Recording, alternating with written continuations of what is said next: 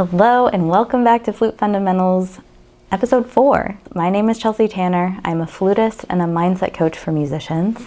And today we're talking about flute technique. Everybody wants faster, more even, more clear, more brilliant technique. It is a hallmark of a professional, of a virtuoso, and everyone seems to be really focused on that. And as flutists, we have a lot of really fast technical passages that we have in wind ensembles, in orchestras, in flute ensembles, anywhere. Our instrument is really agile and really able to play quickly, so we get a lot of those parts. So let's talk about the fundamental principles of flute technique. Now, if you're interested in a really in-depth ebook guide, I have it linked below in the description. I wrote this book. It's my fundamental philosophy for flute technique. A lot of it is included in this video, but if you'd like to check it out, feel free. Now let's consider flute technique from fundamental principles. But first, what is flute technique? It's really how facile your fingers can be, how agile, facile, dexterous, and controlled. We're not just looking for speed, we are looking for control at any speed. That's really what amazing flute technique is. Now, if we want to get good technique, what do? Usually we are prescribed technical exercises like Taffanel and Gobert, a lot of scale patterns, a lot of really fast and furious passages. Now, just like exercises at the gym, we do exercises in our practice, but it's important to remember that form is everything when we're in the gym, right? If we don't have good form in the gym, we can injure ourselves. We may not strengthen the muscles we're actually intending to strengthen, and it might be damaging in the long run. Or we might just not get stronger. This happens a lot when we practice technique. A lot of times we get out our Taffanel and Gobert, we go through the motions, but we don't really stop to think about exactly how am I setting up and how am I moving from one note to the next? Is it most efficient and most effective? We'll talk about all of the things that fundamentally affect your technique today. First up is your balance of the instrument. The flute is a weird instrument. And if you are a flute teacher and you have taught a first flute lesson, it is like the weirdest thing anyone has ever experienced, right? We not only have to blow across the embouchure hole here, we have to set it up, but we can't see it. We are blind to this area. We also can't see down here. We are not able to see our fingers and how they're set up either. I think it's really important though to remember that we have to move 9 out of our 10 fingers. So that means we have to be really careful about how we're balancing the instrument. If our fingers don't feel safe to move, meaning we feel like we're going to drop the instrument, we're going to grab in weird ways and places. We may see our thumb kind of scoot on over to this direction, and then we grab with our pinky, and then we create tension here in the wrist, and everything kind of just slows down. We want to make sure that we have conducive hand position for what we're trying to accomplish. There's a couple different methods for how we set up the instrument just to make sure that we are most comfortable and confident when we are balancing the flute. If our flute doesn't feel secure, our technique is going to be weird. It's going to be a little bit off kilter. So let's talk about balance points. There are 3 balance points when we are dealing with our instrument. 3 main ones. And we'll talk about the right pinky in just a moment because I know sometimes people count that as like a half balance point. The first one is your lip plate in your chin. I like to have my lip plate in the chin, not on the lip, and I think I've said this in every video so far, but making sure that your lip plate isn't on the lip because it doesn't need to slide around like that. It's a lot more secure in the chin. Then we have our knuckle here, and that acts as a little bit of a shelf for our flute. And then we have our right hand thumb, right? Those 3, right thumb, left knuckle, and in your chin, those are your 3 balance points.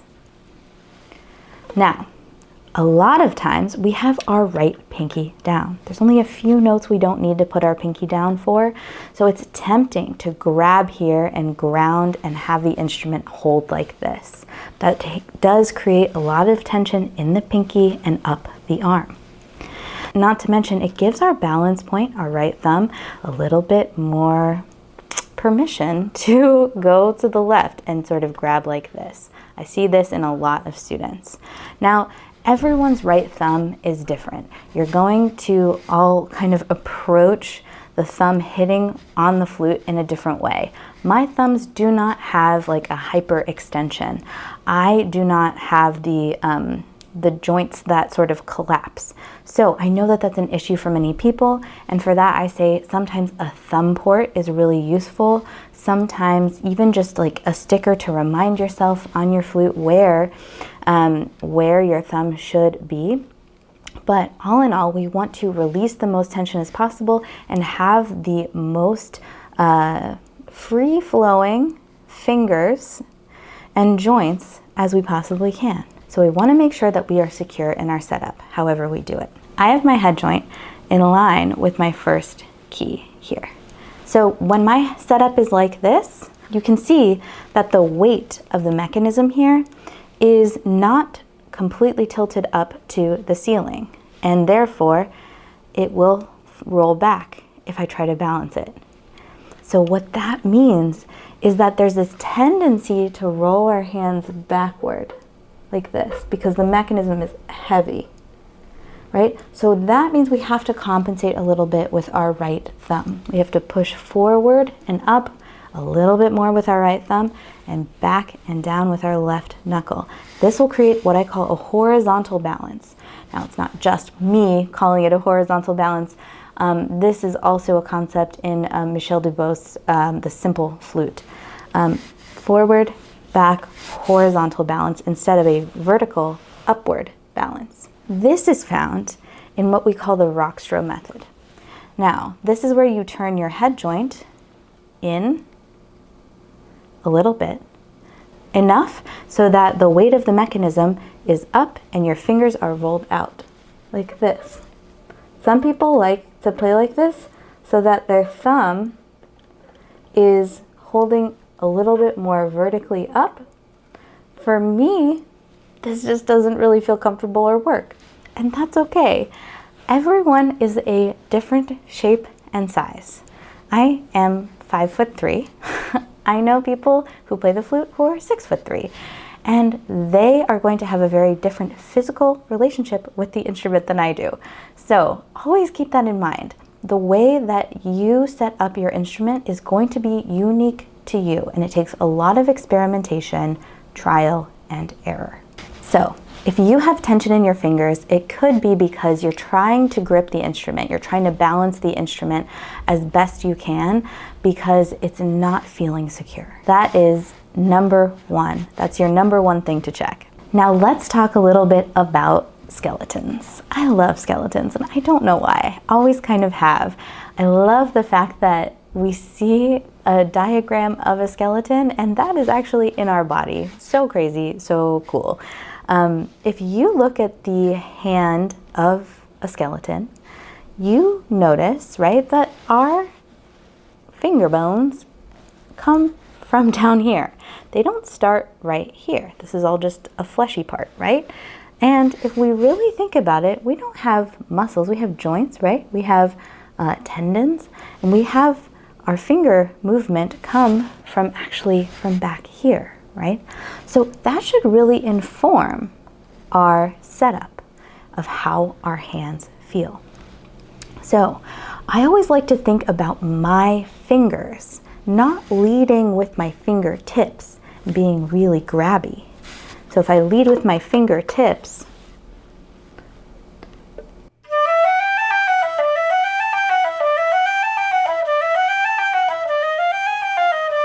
it feels really grabby and the key noise is quite loud.